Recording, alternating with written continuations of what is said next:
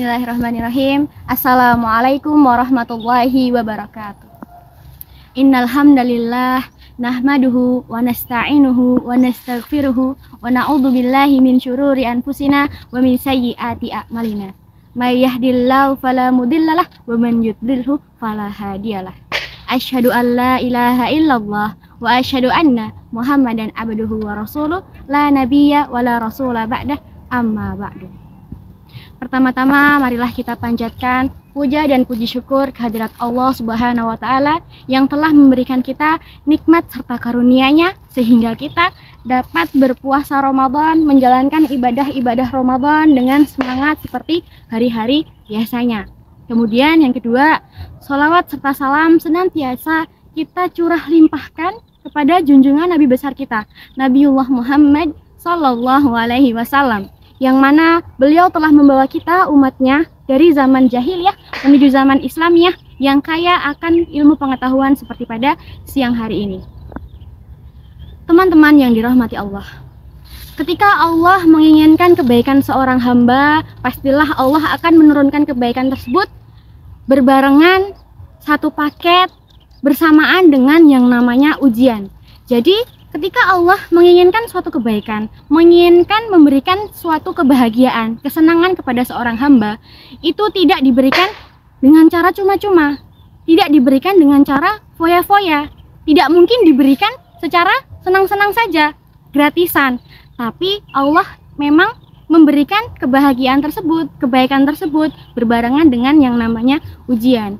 Kenapa demikian? Karena di sini memang Allah ingin mengetahui yang mana sih hambaku yang memang ingin menjemput kebahagiaan tersebut, yang mana sih hambaku yang memang menginginkan rasa tenang, rasa senang, rasa bahagia tersebut, dan mana yang hanya berangan-angan. Walladzina jahadu fina lanahdiyannahum subulana. Di sini Allah akan memberikan kebaikan, kebahagiaan, rasa senang, rasa tenang kepada orang yang memang sungguh-sungguh dalam menjalaninya. Menjalani apa maksudnya? Ya menjalani ujian tadi. Makanya para ulama bilang, kalaulah seorang hamba, seorang muslim itu mengetahui bahwa di setiap adanya kesulitan itu ada kenikmatan yang sudah Allah janjikan, pastilah orang-orang kaum muslim, orang-orang yang beriman itu akan bersabar, bahkan bersyukur karena sudah menanti akan ada kejutan apa yang akan Allah berikan untuk kita. Seperti itu.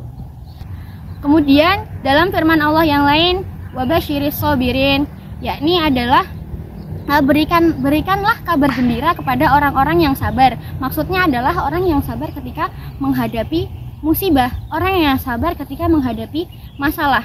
Nah, di zaman sekarang ini, di saat-saat yang seperti ini, sering kita jumpai orang yang bersabar ketika mendapati musibah. Itu sudah termasuk hal yang sudah seharusnya. Kemudian orang yang bersyukur ketika mendapatkan nikmat, itu juga hal yang seharusnya.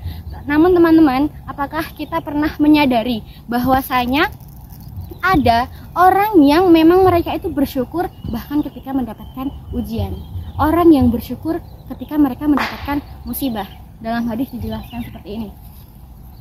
Ada seorang laki-laki punya anak semata wayang, baru lahir anaknya meninggal. Kemudian Allah bilang, "Wahai malaikat, siapa yang meninggal?" Malaikat bilang, "Seorang bayi ya Allah."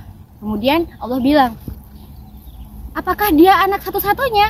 Kata malaikat, "Ya, benar, dia anak satu-satunya ya Allah." Kemudian, "Apakah ayahnya mencintainya?" Kemudian malaikat bilang, "Iya, benar, ayahnya sangat mencintainya ya Allah." Kemudian Allah tanya lagi, "Wahai malaikat, bagaimana respon orang tuanya ketika si bayi ini meninggal?" Kata malaikat, respon orang tuanya ketika si bayi ini meninggal adalah dia berkata, "Alhamdulillahirabbil alamin, fa inna lillahi wa inna ilaihi rajiun." Kemudian di situ Allah bilang, "Wahai malaikat, saksikanlah olehmu akan aku bangunkan untuknya rumah di surga dengan nama Baitul Hamdi, rumah orang-orang yang bersyukur, rumah-rumah pujian." Maksudnya apa di sini? Bukan dia bersyukur karena dia anaknya meninggal, karena dia mendapat ujian, bukan. Justru dia bersyukur karena dia sadar kalau yang namanya musibah itu tidak mungkin datang tanpa adanya rasa bahagia, tanpa adanya kebahagiaan, kesenangan atau kebaikan yang memang Allah akan turunkan. Dalam firman Allah, fa inna ma'al usri yusra, inna ma'al usri yusra.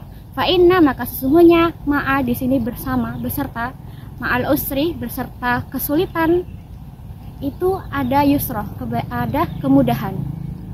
Bahkan di sini firmannya diulang, inna ma'al usri yusra. Jadi di sini bukan yang namanya setelah kesulitan ada kemudahan, tapi bersama kesulitan ada kemudahan. Misalnya kita sebagai manusia di dunia ini ada hukum alam. Ketika kita melempar benda yang ada masanya ke atas, ke udara, pastikan benda itu akan turun ke bawah karena adanya gaya gravitasi. Itu kita percaya adanya gaya gravitasi.